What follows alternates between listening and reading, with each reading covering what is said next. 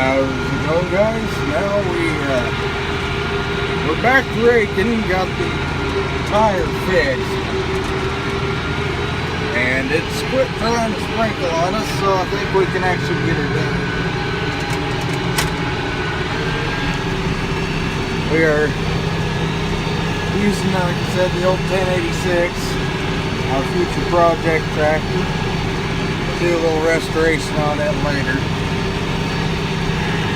Matter of fact, just got a new throttle cable for it today. I haven't installed it yet. Still have to go down, manually cut the fuel off at the pump.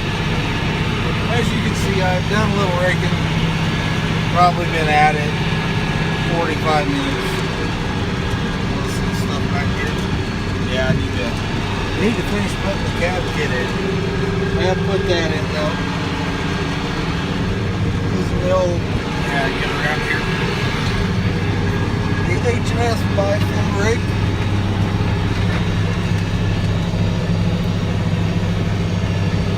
And bear with me here, it is fairly tough to record, drive tractor, run hydraulics and such. But I just wanted to bring you guys in here, kind of show at least how I do it. You may think, other farmers, they all rake, and it's all the same, but matter of fact, it's all different. Everybody's got their own way of doing these things. We do not have a baler chasing us today, so this is the reason that we aren't raking the outside. We're just kind of doing everything but the headlands, and then we will go around at the finish, clean up all these, the Y's at the end of the row when you lift out, etc.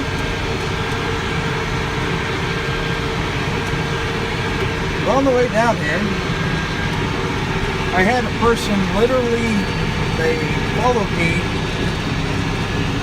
and for a better aspect of words, they were up my ass. They were literally back there in the rake. I could have literally stopped and they would have had no chance. They would have run straight smack into the brake. They then, when they passed me, they proceeded to slow way the fuck down, and they finally stopped in front of me, blocking my path. And some woman, probably from the city, I haven't ever seen this vehicle before, and living in small town nowhere, farming in the middle of nowhere, you always know when somebody's got a new vehicle or somebody new's around. Good scenic view. Fairly good view over on the bridge. You can see the tree line. Some other things. Windows are dirty as hell. But she then proceeded to yell and scream at the top of her lungs how farmers are the worst people that she's ever met. And when I asked her what her reasoning was for this, all she could tell me was, because we're always in the way, because we're harmful to the environment.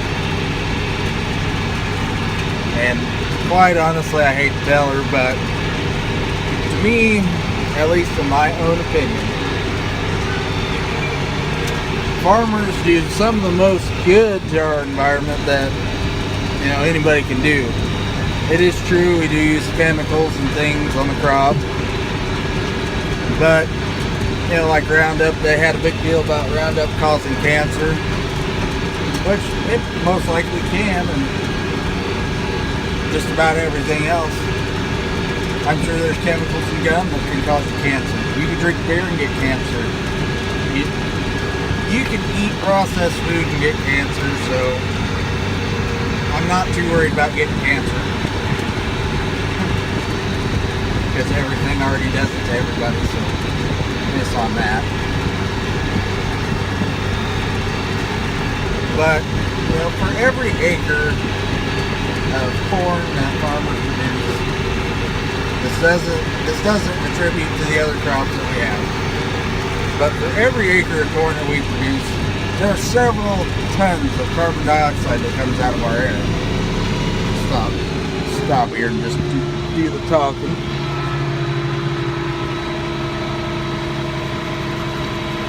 Several tons of carbon dioxide out of the air. Which in small town nowhere, you know, we may not have a large amount of carbon dioxide in our air over here, but air moves, air comes from everywhere. You know, everything in the bigger cities is eventually going to come to us. So, in my mind, for one, without farmers, we would have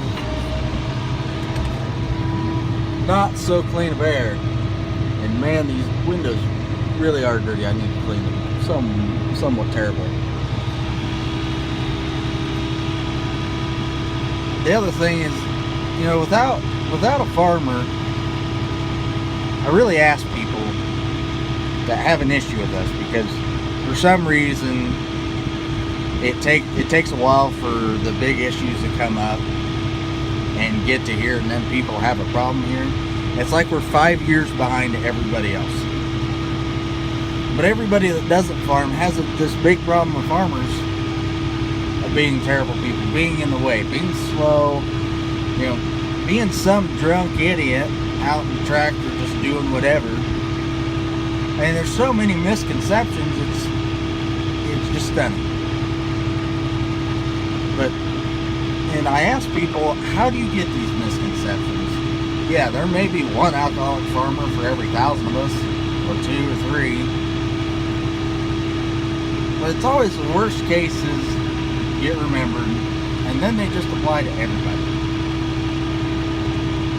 You know, like myself, I barely ever drink. I've never drank and drove a tractor. And, you know, if you have a problem with me and you want all farmers to go away, how are you going to get anything? You're not going to be able to go to the store and get your food anymore. I mean, I'm talking there. Most people even have most of their problems with corporate farms, which I can understand a part of that. But when they move it all off to a family farm, like, how are you going to get all the products that you get?